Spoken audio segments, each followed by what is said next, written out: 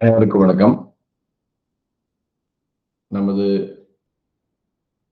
அரசு மேல்நிலைப்பள்ளி முல்லைநகர் ஒசூர் 6ஆம் வகுப்பு முதல் 8ஆம் வகுப்பு வரை படிக்கும் மாணவர்கள் பல நாட்களாக இந்த இங்கிலீஷ் வகுப்பில் கலந்து கொண்டு மிக அருமையாக ஆங்கிலம் கற்றுக்கொண்டிருக்கின்றீர்கள். ரொம்ப சந்தோஷமா இருக்கு. நீங்க தொடர்ந்து கிளாஸ் அட்டெண்ட் பண்றதுன்றது சந்தோஷமான விஷயமா இருந்தா கூட அதுல நான் கொடுத்துக்கிட்டு இருக்கிற ஆக்டிவிட்டிஸ் தொடர்ந்து நீங்க செய்யணும். ஏதோ ஒரு நாள் 2 நாள் பண்ணிட்டு விட்டீங்கன்னா பெருசா growth இருக்காது, பெருசா ஒரு இம்ப்ரூவ்மெண்ட் நமக்கு இருக்காது. நான் சில விஷயங்கள் உங்களுக்கு சொல்லியிருந்தேன். அதாவது ஒரு நாளைக்கு 2 வார்த்தை கத்துக்கிறது, அதுக்கு கூகுள் யூஸ் பண்ணி எப்படி கத்துக்கிறது அல்லது டிக்ஷனரி யூஸ் பண்ணி எப்படி கத்துக்கிறது. ரொம்ப முக்கியமா சில வெப்சைட்ஸ் எல்லாம் நான் சொல்லியிருந்தேன்.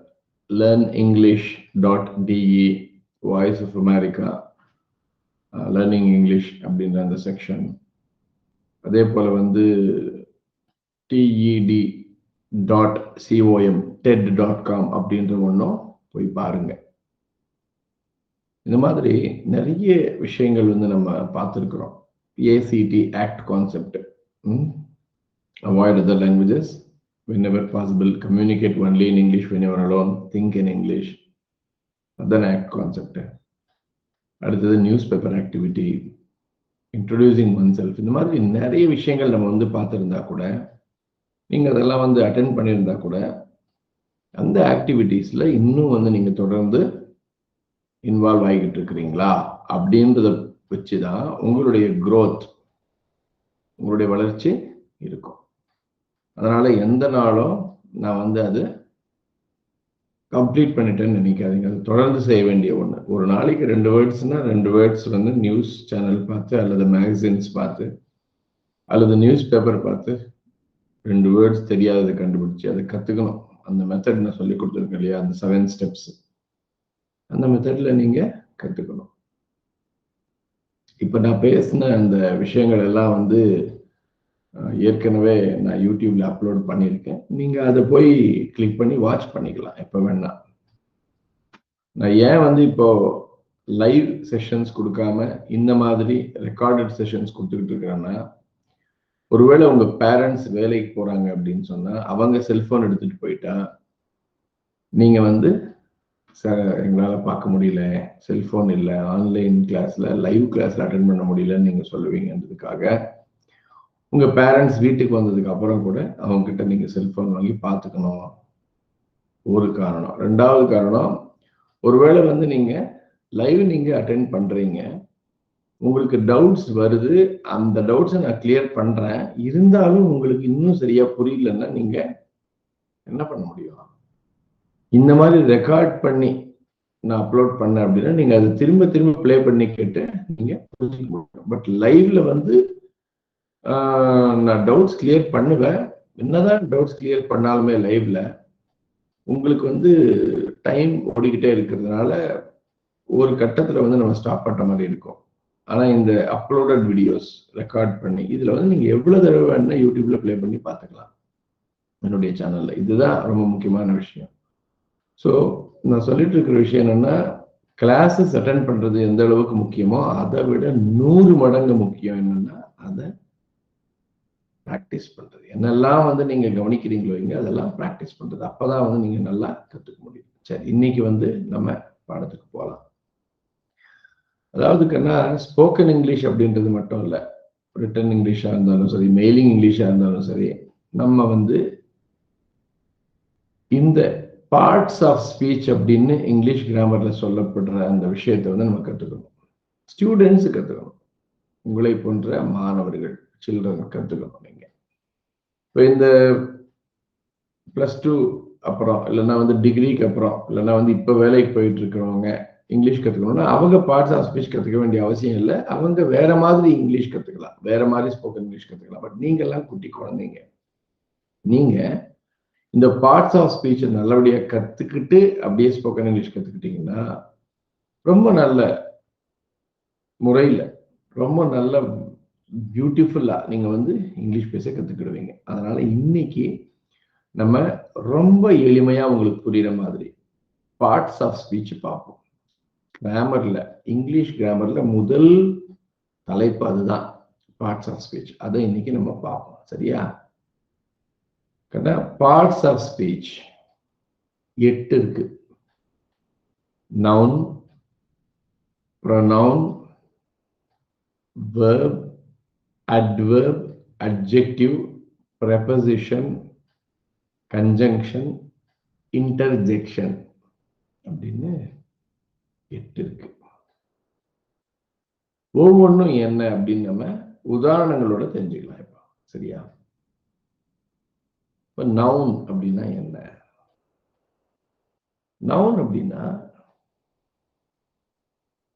Naming words. எந்த எந்த விஷயங்களுக்கெல்லாம் வந்து உலகத்துல பேர் இருக்குதோ அந்த பெயர்கள் எல்லாம் நவுன்ஸ். உதாரணத்துக்கு என் பேர் என்ன? சுரேஷ். அப்ப சுரேஷ் ஒரு நவுன். கரெக்டா? இதுக்கு பேர் என்ன? டம்ளர். அப்ப டம்ளர் கூட ஒரு நவுன் தான்.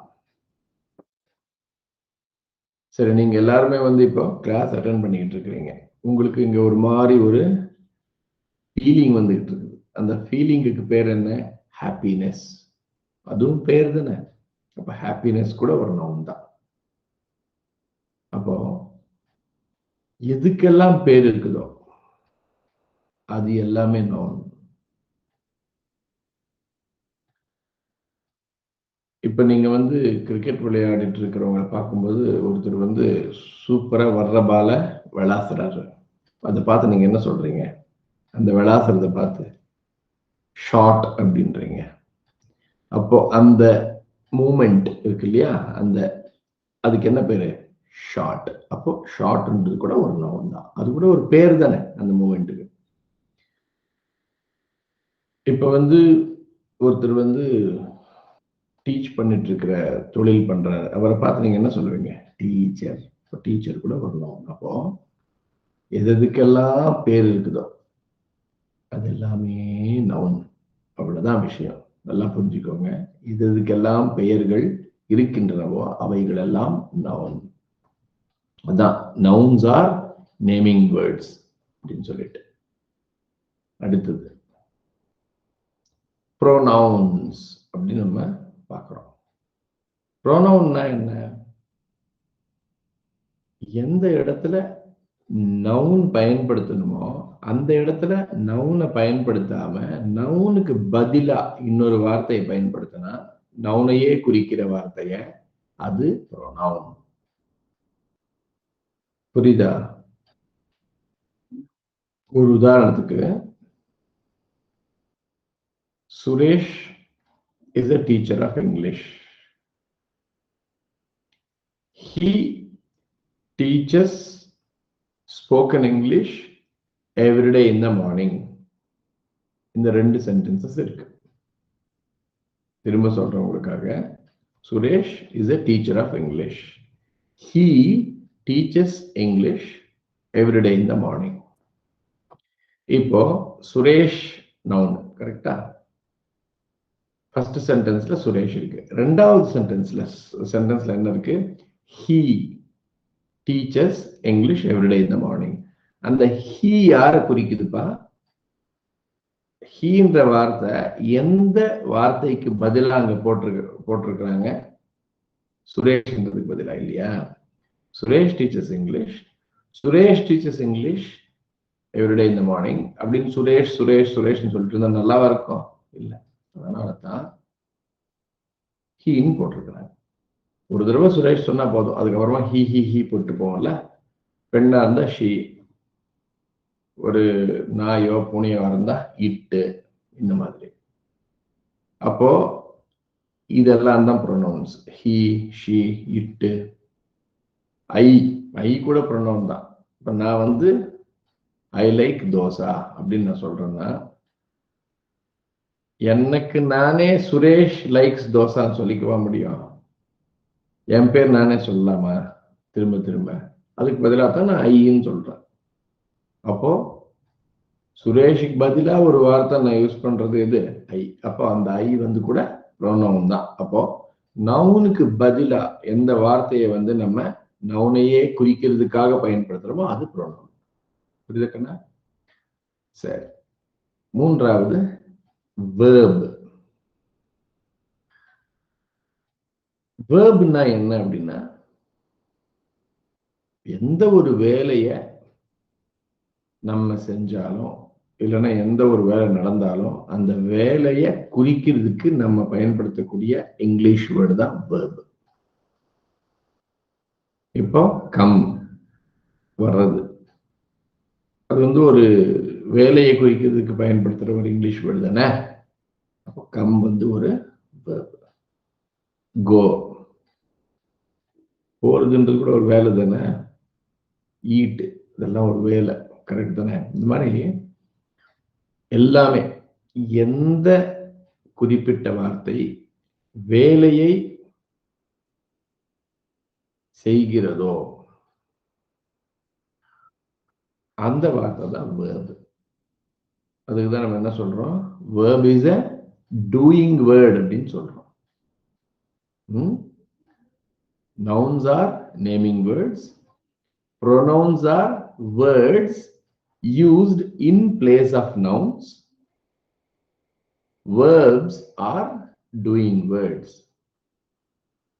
செயலை செய்கின்ற வார்த்தைகள், செய்யப்படுகிற செயல்கள் இருக்கு இல்லையா, அவைகளை குறிக்கின்ற இங்கிலீஷ் வேர்ட்ஸ் verbs நம்ம சொல்றோம். புரியுதா?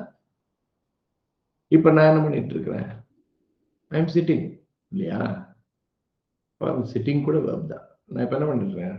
டீச் பண்ணிட்டு இருக்கேன். ஐ எம் டீச்சிங், அது கூட verb தான். டீச்சிங் verb தான். நீங்க என்ன பண்ணிட்டு இருக்கீங்க? லிசனிங், நீங்க கவனிச்சுக்கிட்டு இருக்கிறீங்க. அப்போ அது கூட ஒரு verb. லிசனிங் கூட ஒரு verb தான். அந்த மாதிரி verbsனா அதான். verbs are doing words. அடுத்தது என்ன? adverbs. இது என்ன தெரியுமா? verbsனா doing words, அதாவது வேலைகள். அந்த வேலை எப்படி நடக்குது அப்படின்னு சொல்ற வார்த்தைகள் எல்லாம் verbs. Adverbs are words that tell something about the verb. புரியுதுக்கண்ணா? Adverbs are words that tell something about the verbs. ரொம்ப சிம்பிள். புரியுதா? இப்போ ஒரு உதாரணத்துக்கு சொல்றேன். நான் எப்படி பேசிக்கிட்டு இருக்கிறேன்? இப்போ நானு ஸ்லோவா பேசிக்கிட்டு இருக்கிறேன், கரெக்டா? அப்போ ஐ ஆம் ஸ்பீக்கிங். ஸ்பீக்கிங் வந்து verb. எப்படி பேசிக்கிட்டு இருக்கிறேன்? ஸ்லோலி. அந்த ஸ்லோலி தான் adverb. ஏன்னா அந்த ஸ்லோலின்ற வார்த்தை தான் நான் எப்படி பேசிக்கிட்டு இருக்கிறேன் அப்படின்றத சொல்லுது இல்லையா? அப்போ அந்த ஸ்லோலி வந்து ஒரு adverb. I am speaking slowly. Speaking வந்து verb. slowly நான் எப்படி பேசிக்கிட்டு இருக்கிறேன்? மெதுவா பேசிக்கிட்டு இருக்கிறேன் அப்படின்றது அது சொல்லுது. கரெக்டா குட்டி? அதனால அது வந்து ஒரு adverb. சரி, அடுத்தது adjective. adjectives, nouns, pronouns அடுத்த adjectives பார்த்துருக்கணும். பரவாயில்ல, verbs adverbs முடிச்சிட்டு நான் இப்போ adjectives பார்த்துட்டு இருக்கிறேன். adjectivesனா என்ன அப்படின்னா, இப்போ adverbs வந்து verbs பத்தி ஏதோ ஒரு விஷயத்த சொல்லுது இல்லையா? ஆனா adjectives nouns பத்தி ஏதாவது ஒரு விஷயத்த சொல்லும். புரியுதா? இப்போ ஒரு பொம்மையை பார்க்குறீங்க நீங்க. பொம்மைக்கு வந்து இங்கிலீஷ்ல என்ன? டால். கரெக்டா? டால். அப்போ அது வந்து ஒரு பேர் தானே. அப்போ அது நவுன் தானே. நவுன்னா என்னன்னு பார்த்தோம்? நேமிங் வேர்டுன்னு பார்த்தோம். அப்போ ஒரு பொம்மை இருக்கு, அந்த பொம்மையை பார்த்து நம்ம டால்னு சொல்றோம். அந்த டால் இருக்கு இல்லையா, அந்த டால் வந்து ஒரு நவுனு. அந்த டாலை பத்தி ஏதாவது அடிஷனலா தகவல் கொடுக்கிற இன்னொரு வார்த்தை தான் அட்ஜெக்டிவ். இப்போ அந்த டால் நான் பார்க்குறேன், பார்த்துட்டு பியூட்டிஃபுல் டால் அப்படின்னு சொல்றேன். இப்போ பியூட்டிஃபுல் இப்போ இந்த பியூட்டிஃபுல் வந்து எதை பத்தி சொல்லுது உங்களுக்கு? அந்த நவுன் பத்தி சொல்லுது, டாலை பத்தி நமக்கு சொல்லுது. இப்போ பியூட்டிஃபுல் டால், அப்போ அந்த பியூட்டிஃபுல் தான் வந்து என்னன்னா அட்ஜெக்டிவ். புரியுதுக்கண்ணா? இப்போ ஒரு பையன் நடந்து போயிட்டு இருக்கிறான், அந்த பையனை வந்து நம்ம பார்க்குறோம், பார்த்துட்டு ஹேண்ட்ஸம் பாய் அப்படின்னு நம்ம சொல்றோம். பசங்களை எப்பயுமே பியூட்டிஃபுல்னு சொல்ல வேண்டாம், புரியுதா? கேர்ள்ஸை வந்து எப்பயுமே ஹேண்ட்ஸம்னு சொல்லக்கூடாது. பசங்களுக்கு ஹேண்ட்ஸம், பொண்ணுங்களுக்கு பியூட்டிஃபுல். சரியாக்கண்ணா? சரி, ஹேண்ட்ஸம் பாய். பாய் வந்து ஒரு நவுன். ஏன்? கேர்ள் ஒரு நவுன் தான், பாய் ஒரு நவுன் தான். புரியுதா? ஏன்னா அந்த ஒரு இனத்திற்கு பேர் என்ன? ஆண். இந்த இனத்திற்கு பேர் என்ன? பெண். அப்ப அதுவும் ஒரு பெயர் தானே, அதனாலதான் அது வந்து ஒரு நவுன். பாய் ஒரு நவுன், கேர்ள் ஒரு நவுன், மேனும் நவுன் தான், விமனும் நவுன் தான். இந்த மாதிரி இப்போ அந்த நவுனை பத்தி ஒரு தகவல் கொடுக்குது. எது? இந்த பியூட்டிஃபுல் அப்படின்ற ஒரு வார்த்தை. பாய் அப்படின்ற அந்த நவுனை பத்தி ஹேண்ட்ஸம்ன்ற வார்த்தை ஒரு தகவல் கொடுக்குது. அப்ப இந்த ஹேண்ட்ஸம் அப்படின்றது வந்து it is talking something about the boy. அந்த பாயை பத்தி அந்த ஹேண்ட்ஸம்ன்ற வார்த்தை ஒரு தகவல் கொடுக்குது, அதனால அது வந்து ஒரு அட்ஜெக்டிவ். கேர்ள், பியூட்டிஃபுல் கேர்ள், அந்த பியூட்டிஃபுல்ன்ற வார்த்தை கேர்ளை பத்தி தகவல் கொடுக்குது. கரெக்டா? நவுனை பத்தி எந்த வார்த்தை தகவல் கொடுக்குதோ அது அட்ஜெக்டிவ். பியூட்டிஃபுல் டால், டால்ன்றது ஒரு நவுன், அதை பத்தி தகவல் கொடுக்குற அந்த பியூட்டிஃபுல்ன்றது ஒரு அட்ஜெக்டிவ். இவ்வளவுதான் குட்டி, ரொம்ப ஈஸி தான். சரியா? சரி, இதை அடுத்து நமக்கு இப்ப என்ன இருக்கு? ப்ரெபோசிஷன்ஸ். இது ரொம்ப முக்கியமானது. அதாவது ரெண்டு நவுன்ஸ்க்கு இருக்கக்கூடிய தொடர்பை வெளிப்படுத்துகிற வார்த்தை தான் ப்ரெபோசிஷன்ஸ். சரியா? இப்போ இது வந்து ஒரு நவுன், ஹேண்ட். ஓகேவா? இது வந்து ஒரு நவுன், இது வந்து ஒரு நவுன், டம்ளர். புரியுதுங்களா? இப்ப ரெண்டு நவுன்ஸ், இந்த ரெண்டு நவுனுக்கும் இருக்கக்கூடிய தொடர்பை எந்த வார்த்தை வெளிப்படுத்துதோ அதுதான் ப்ரெபோசிஷன். உதாரணத்துக்கு பாருங்க, இப்படி இருக்கா? Tumbler is on the hand. சரியா? ஆன் த ஹேண்டா? ஆன் த பாம் அப்படின்னு சொல்லலாம். இதை நம்ம எப்பயுமே பாம் அப்படின்னு சொல்றோம். Okay, tumbler is in the hand சொல்லலாம், இல்லைன்னா tumbler is on the palm அப்படின்னு சொல்லலாம். சரியா? இப்போ டம்ளர் ஒரு நவுனு, ஹேண்டு ஒரு நவுனு. ஓகே, டம்ளர் ஒரு நவுனு, பாம் அதுவும் வந்து ஒரு நவுனு. பேருங்க தானே அதெல்லாம். இப்ப பாருங்க, tumbler is in the hand, the tumbler is in the hand. சரியா? இப்ப இந்த டம்ளருக்கும் ஹேண்டுக்கும் இருக்கக்கூடிய தொடர்பு என்ன? இன். எங்க இருக்குது? இந்த டம்ளர் எங்க இருக்கு? இந்த ஹேண்டுக்குள்ள இருக்கு. அப்போ அந்த இன்ன்ன்ற வார்த்தை தான் ப்ரெபோசிஷன். புரியுதுக்கண்ணா? நல்லா புரிஞ்சுக்கோங்க நீங்க. அப்போ இன்னு, ஆன், அபவ், பிட்வீன், அது ஆக்சுவலா பெட்வீன் அப்படின்னு சொல்றோம் நம்ம, பெட்வீன். இந்த மாதிரியான வார்த்தைகள் எல்லாமே வந்து நம்ம என்ன சொல்றோம்? நம்ம prepositions அப்படின்னு சொல்லி சொல்றோம். Prepositions are words that tell the relationship between a noun and a noun or a noun and a pronoun. ஒரு நவுனுக்கும் இன்னொரு நவுனுக்கும் இருக்கக்கூடிய தொடர்பை வெளிப்படுத்துகிற வார்த்தை, அல்லது ஒரு நவுனுக்கும் இன்னொரு ப்ரொனவுனுக்கும் இருக்க தொடர்பை வெளிப்படுத்துகிற வார்த்தை. இப்ப வந்து ஒரு பூனை வந்து உங்க மடி மேல உட்கார்ந்ததுன்னு வச்சுக்கோங்க, உதாரணத்துக்கு சொல்றேன். இப்போ பூனையை வந்து நீங்க ஒரு தடவை பார்த்து கேட் அப்படிங்க ஒரு தடவை சொல்லுவீங்க. எப்பயுமே கேட் கேட் கேட்னு சொல்லிட்டு இருக்க மாட்டீங்க. இட்டுன்னு சொல்ல ஆரம்பிச்சிருவீங்க. இட் இஸ் பிளேயிங் அப்படின்னு சொல்லிடுவோம் நம்ம. இப்போ அந்த பூனை உங்க மேல வந்து உட்கார்ந்து விளையாடுதுன்னா it is playing on Ramesh. உங்க பேர் ரமேஷ்னு வச்சுக்கோங்க ஒரு உதாரணத்துக்கு. அப்போ it is playing on Ramesh. இட்ன்றது ப்ரொனவுனு, ரமேஷ்ன்றது நவுனு. இப்போ இட்டுக்கும் அந்த ரமேஷ்க்கும் இருக்கக்கூடிய தொடர்பை வெளிப்படுத்துகிற வார்த்தை எது? ஆன். அதுதான் ப்ரெபோசிஷன். புரியுது குட்டி? நல்லா நீங்க கவனிக்கணும். இன்னொரு தடவை ரீப்ளே பண்ணி பாருங்க, உங்களுக்கு சூப்பரா புரியும். சரியா? எனக்கு அந்த நம்பிக்கை இருக்கு. சரி, ப்ரெபோசிஷன்ஸ் முடிஞ்சது. அடுத்தது கன்ஜங்ஷன்ஸ். இது ரொம்ப easy. Conjunctions are linking words. எப்படி? கன்ஜங்ஷன்ஸ் ஆர் லிங்கிங் வேர்ட்ஸ் அப்படின்னு நம்ம சொல்றோம். என்ன லிங்கிங் வேர்ட்ஸ்னா லிங்க் பண்ண அவ்வளவுதான். I have an apple. I have an orange. எதுக்கு இந்த விஷயத்தை ரெண்டு சென்டென்சஸ் நம்ம சொல்லணும்?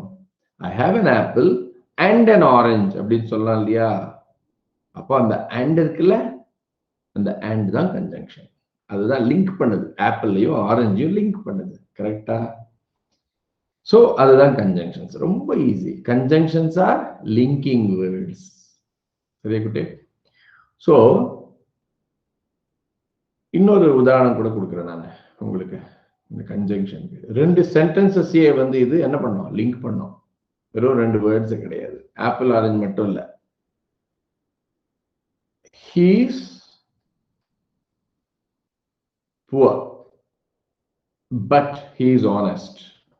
அவன் வந்து ஒரு ஏழை, இருந்தால் கூட அவன் நேர்மையானவன். அந்த பட், இப்போ நீங்க அந்த பட் இல்லாமலே கூட பேசலாம். he is poor, he is honest அப்படின்னு நீங்க சொல்லலாம். ஆனா அந்த பட் போட்டா ஒரே சென்டென்ஸ். அந்த பட் தான் வந்து என்னன்னா கன்ஜங்ஷன். சரிக்கண்ணா? இந்த விஷயம். So all linking words normally are conjunctions. சரி, அடுத்தது எட்டாவதுக்கு வந்துட்டோம் நம்ம. இப்போ இன்டர்ஜெக்ஷன்ஸ். இன்டர்ஜெக்ஷன்ஸ் சொல்லணும், இன்டர்ஜெங்ஷன் சொல்லிடாதீங்க. ஒரு சிலர் தப்பா இன்ஜெக்ஷன் சொல்லிடுவாங்க. அப்படி சொல்லக்கூடாது. இன்டர்ஜெக்ஷன். ஓகே? INTERJECTIONS. இன்டர்ஜெக்ஷன்ஸ். இந்த இன்டர்ஜெக்ஷன்ஸ் தான் என்ன அப்படின்னா, பொதுவா வந்து இதுக்கு மீனிங்ஸ் இருக்காது. Meaningless expressions. இப்ப நீங்க வந்து ஒரு பெரிய ஒரு மலையை பாக்குறீங்க, என்ன சொல்லுவீங்க? வாவ் அப்படின்னு. கரெக்டா? ஒரு ஆச்சரியக்குரிய வருவாங்க. அந்த வாவ், அதுதான் இன்டர்ஜெக்ஷன். வாவுக்கு என்ன அர்த்தம் சொல்லுங்க இங்கிலீஷ்ல? அதுக்கு எந்த மொழியிலயும் அர்த்தம் இல்லை. சும்மா அது வந்து ஒரு சடன் எக்ஸ்பிரஷன். கரெக்டா? ஓ அப்படின்னு OH போட்டு ஒரு ஆச்சரியக்குறி போடுவோம். அது இன்டர்ஜெக்ஷன். இன்னும் நிறைய இருக்கு. ஆஹா அப்படின்னு சொல்லுவோம். அலாஸ். நீங்க ரோட்ல நடந்து போயிட்டே இருக்கிறீங்க, ஒரு நாய் அதுவும் பாவம் நடந்து போயிட்டே இருக்குது, ஒரு பெரிய வண்டி வந்து அதை இடிச்சு அந்த நாய் செத்து போயிடுதுன்னு வச்சுக்கோங்க. என்ன சொல்லுவீங்க நீங்க அந்த இடத்துல? பாவம் அப்படின்னுவீங்கல்ல. அலாஸ். இங்கிலீஷ்ல அதுக்கு என்ன? Alas. ALAS. Alas, the dog is dead. பாவம், அந்த நாய் செத்து போச்சு. அந்த அலாஸ் இருக்குல்ல, அதுவும் ஒரு interjection. So interjections are sudden meaningless expressions normally. புரியுதுக்கண்ணா? சோ இப்போ இதெல்லாம் நீங்க இன்னொரு தடவை கவனிக்கணும். ஒரு தடவை சொன்னதே வந்து உங்களுக்கு புரிஞ்சிருந்தால் கூட இன்னொரு தடவை நீங்க கவனிக்கணும். கவனிச்சு அந்த நான் சொல்லியிருக்கக்கூடிய அந்த டெஃபினிஷன்ஸ் எல்லாமே வந்து நீட்டா நோட்ல எழுதி உங்களுடைய கிளாஸ் ஒர்க் நோட்ல அதுக்கான எக்ஸாம்பிள் சென்டென்சஸ் நான் சொன்னேன் இல்லையா, அதெல்லாம் கூட எழுதி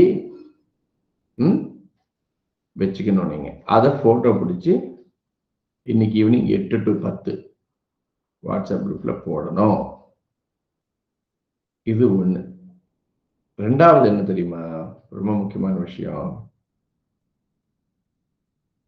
ஒவ்வொரு பார்ட் ஆஃப் ஸ்பீச்சுக்கும், நவுனுக்கு, ப்ரொனவுனுக்கு, வேர்ப்க்கு, அட்வர்ப்க்கு, அட்ஜெக்டிவ்க்கு, ப்ரொபோசிஷனுக்கு, கன்ஜங்ஷனுக்கு, இன்டர்ஜெக்ஷன் எல்லாத்துக்குமே ஒவ்வொன்றுத்துக்குமே 10 எக்ஸாம்பிள் சென்டென்சஸ் எழுதி அதையும் நீங்க என்ன பண்ணணும், போட்டோ எடுத்து வாட்ஸ்அப் குரூப்ல போடணும். அந்த போட்டோ எடுத்து நீங்க போடுறீங்களே வாட்ஸ்அப் குரூப்ல, அதை கொண்டு வந்து ஸ்கூல்ல அந்த பாக்ஸ்ல போட்டுருணும்.